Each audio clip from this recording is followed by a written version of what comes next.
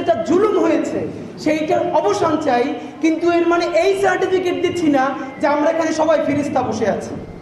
বাংলাদেশের ইউনিয়ন পরিষদের মেম্বার হইতেও যদি 10 লাখ টাকা খরচ করা লাগে, তাহলে সিটি কর্পোরেশনের কাউন্সিলর হইতে কত টাকা খরচ করা লাগে সেটা আমাদের বুঝ আছে।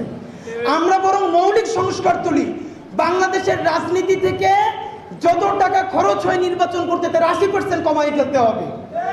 পোস্টারিং এর ব্যবস্থা বন্ধ করতে হবে, শোডাউনের ব্যবস্থা বন্ধ করতে হবে, বড় বড় মিছিল জনসমাবেশের ব্যবস্থা বন্ধ করতে হবে। হ্যান্ড মাইক থাকবে অথবা একটা মাইক থাকবে, 50 জন 100 জনের খালি পথসভা চলবে।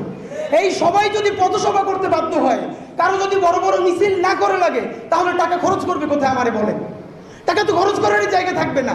একজন কাউন্সিলর যদি 1 বছরে 10 লাখ টাকা সরকারি বরাদ্দ পায়, আর সে নির্বাচনেই যদি খরচ করে 1 কোটি টাকা, বাকি 90 লাখ টাকা সে কোথা থেকে ম্যানেজ করবে যদি সে রড সিমেন্ট চুরি না করে?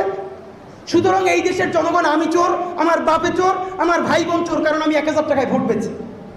আমি 1000 টাকায় যদি ভোট পেয়েছি, সে আবার এসে বলে আমার কমিশনার চোর। যে ইলেকশনের আগের রাত্রে কোরআন শরীফের উপর থেকে 2000 টাকা নিয়ে বলে ভোট দেয়, অবস্থাটা বুঝেন আপনারা ভাই। কেউ স্বীকার করবেন না, কিন্তু আমি যে সাক্ষী, সবাই আগের রাতে টাকা দেয়। এরপরে কেমনে টাকাটা নিবে? টাকা তো নিবে 5 জন, আর কিন্তু ভোট দিবে কারে? সেইটার পরীক্ষা হইলো আগের রাতে বাসায় যায়, কোরআন শরীফ রাখে, কোরআন শরীফের উপরে টাকা রাখে, বলে কোরআন শরীফের উপর দিয়ে টাকা নাও। এর মানে কোরআন শরীফের উপর দিয়ে টাকা নিলে তাহলে তুমি আমারে ভোট দিবা।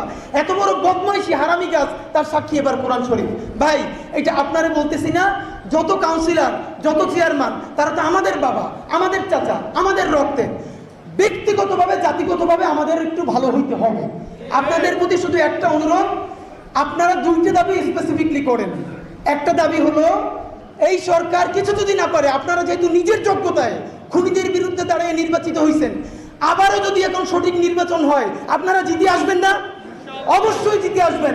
তাহলে একটা স্পেসিফিক দাবি হওয়া দরকার, অতি দ্রুত স্থানীয় সরকার নির্বাচন হয়ে যাক, আপনারা সেইখানে লড়াই করে উঠে আসবেন। আর যদি সেইটা না পারে, তাহলে একটা কমিশন করে দেওয়া হোক, অথবা একটা সর্বশেষ আমার কথাটা বলি, দেখেন 9 মাস হয়েছে বিচার শুরু হয় নাই। আপনাদেরকে যেই কাউন্সিলররা, যেই মেয়ররা আপনাদেরকে ইলেকশনরা তো মারছে বা মারতে চাইছে, তাদের প্রমাণ আছে না? যদি আজকে তাদের বিচার হয়ে যাইতো, তাহলে অটোমেটিকলি তো আপনাদেরকে আবার কাউন্সিলর পুনর্বহাল করে দেওয়া যাইতো। ওদেরকে বিচার হয় নাই বলেই তো আপনাদেরকে কাউন্সিলর পুনর্বহাল করবে না, এই কথা তারা বলতেছে। সুতরাং আপনাদের থেকে শুরু করে সকলের হাতে ধরি, পায়ে ধরি, সব কিছু হবে যদি ন্যূনতম পর্যায়ে বিচারটা শুরু হয়ে যায়। যেই উপজেলায়, যেই জেলায়, যেই সিটি কর্পোরেশনে যারা হামলা করছে আর যারা হামলা ঠেকাইছে, তাদের ছবি আছে না? তাহলে যারা হামলা করছে তাদের বিচার করেন, যারা